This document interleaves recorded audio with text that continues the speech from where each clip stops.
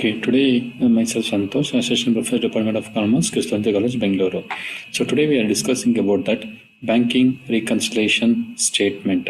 So in the banking reconciliation statement, we are going to see that what are the things you are going to see. So main basics information are going to see here. So banking reconciliation statement, the meaning is the banking reconciliation statement is a statement which is prepared to reconcile the difference between the bank balance as per the cash book and the bank balance as per the passbook. While coming to the definition, according to that G.R. Bartley, a bank reconciliation statement is prepared at periodical intervals with a view to indicate the items which cause disagreement between the balance as per the bank column of the cash book and the passbook balance on any given date.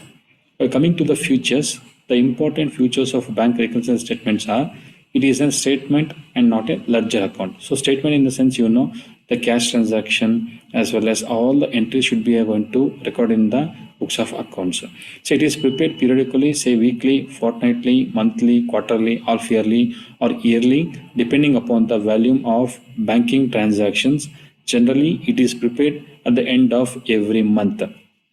Next one. It is prepared by the bank customer, businessman, and not by the banker. Next one, it is not a part of books of accounts. It is prepared on a sheet of paper outside the books of accounts. It is prepared only when there is a difference between the cash book balance and the passbook balance. So next one, it is prepared to verify the accuracy of entries made in the cash book and in the passbook. So needs of BRS. So in the needs of BRS, we can see here, both the cash book and the passbook contain the same banking transaction. So the bank balance as per cash book and the bank balance as per passbook should be agreed on any particular date. However, in actual practice, the cash book balance and the passbook balance do not tally. Hence, ascertain the cause of difference first and then reflect them in the installment called bank reconciliation statement to tally the two balances. Well, coming to the next one, topic, there is a reasons for the difference between cash book balance and cash book balance, passbook balance. The difference between the cash book balance and passbook balance as follows. So timing, in these two headings are there. There is a timing differences on recording of the transaction, and second point, main point is errors made by the business or by the bank. The first point, that is the timing differences.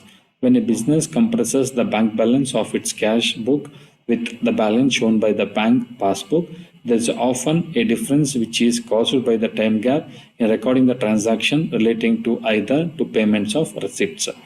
The factors affecting time gap includes checks issued but not presented for payment. Next one, checks deposited into bank for collection but not yet collected. So third one, direct debits made by the bank. Fourth point, amounts directly deposited into the bank account by third parties. Next one, the interest and dividends collected by the bank. Next point, direct payments made by the bank on the behalf of the businessman. The next point, checks deposited, bills discounted, dishonored. So the second main point is differences caused by the errors. So errors means the duplications of entry, maybe mistakes they made by that in any banking statement and reconciliation statement and all. That one, how we going to rectifying the errors like that, we will see in this particular point. Sometimes the difference between the cash book balance and the passbook balance may arise due to an error made by the bank or the business in its books. Examples of such errors are wrong debit, wrong credit, undercasting, overcasting, etc. Error made by the businessman in the cash book, errors made by the bank in the passbook. So next heading is rectification of errors. So meaning of errors in accounting. Error is accounting mean unintentional mistakes committed by the bookkeepers in the books of accounts. So types of errors we can see here. Errors in accounting can be classified on two bases, namely on the basis of the nature of the errors, on the basis of the effect of agreement of the trail balance. The first point under that, on the basis of the nature of the errors, the first one is errors of principle. So accounting entries are recorded as per the generally accepted accounting principle if Any of these principles are violated or ignored, errors resulting from such violation of ignorance and known as error of principle. An error of principle may occur due to incorrect classifications of expenditure or receipt between capital and revenue. Example, old furniture sold for rupees 10,000. Correct entry will be cash account debtor. To furniture account, this means the capital is receipt. Wrong entry will be cash account debtor to sales account, which means is revenue receipt. Here the principles itself goes wrong, so it will be termed as error of principle. So the correct entry should be to furniture account, which means it's a capital receipt. Okay, correct entry will be a cash account debtor to furniture account. So B, there is errors of omission. In the transactions is completely not recorded either at the time of recording the transaction in the book of original entry nor while posting to the ledger. Such errors are termed as errors of omission. Example, a credit purchase of goods from Madan rupees 15,000 has not all been recorded in the books of account. We also continued of that point. That's the third point. That is errors of commission. An error of commission refers to an error due to some clerical mistakes. Error of commission takes place when some transactions are incorrectly recorded in the books of account. For example, recording a wrong amount in the subsidiary book, posting twice or thrice to an account. Same entry should be a posting to twice or thrice an account. Wrong totaling of ledger, wrong carry forward. Next one, compensating errors. So compensating errors are the errors which compensate and or neutralize the effect of each other. Examples, if purchase book is under cast by rupees 2,000 and sales book is under cast by 2,000. If rent account is overcast by 500 and wages account is undercast by 500. On the second main point, second sub point, on the basis of other effect on the agreement of trial balance on side errors or errors disclosed by the trial balance. One-sided error refers to an error which affects only an aspect with either debit aspect or credit aspects of transaction. For example, posting a wrong amount on the wrong side of the correct ledger account, wages paid in 720 and credited the wages account as rupees 270, posting an item twice to the ledger account in insurance premium paid, debit to insurance account twice. Two-sided errors are errors not disclosed by the trial balance.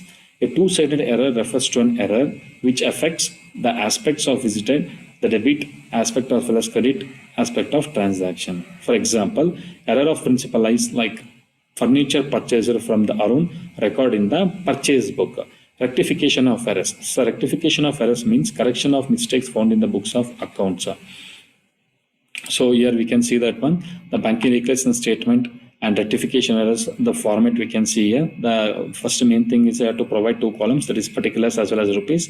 Under the particulars, I can see here the bank balance as per the cash book or bank overdraft as the passbook. There is a add total of transaction increase in the cash book. In amount column, you know, X you have to write. And then less total transaction are decreasing in cash book balance and the bank balance as per the passbook and the overdraft as a per cash book. So amount you will get here in that amount column. And then or one more method is there is bank balance as per passbook or the bank overdraft as per the cash book. So amount column, you know what to write, and then add total of transaction decreasing in cash book balance, that amount ought to write here. Then less total of transaction increasing or cash book balance, bank balance as the per cash book on the bank overdraft as per cash book. The amount, total amount you will get from getting here. So next one, list of transactions are affecting the cash book balance as in the sense we can see here one by one.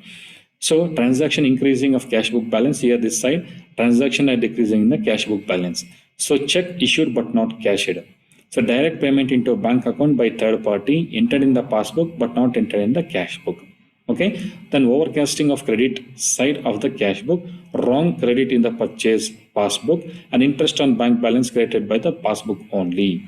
So coming to that next side, the next part, the transaction decreasing in the cash book balance, checks deposited into bank for collection but not collected, checks received from the third person entered in the cash book but not deposited into the bank, overcasting of debit side of the cash book, wrong debit of the passbook and the bank charges and interest on overdraft debit in the passbook not entered in the cash book.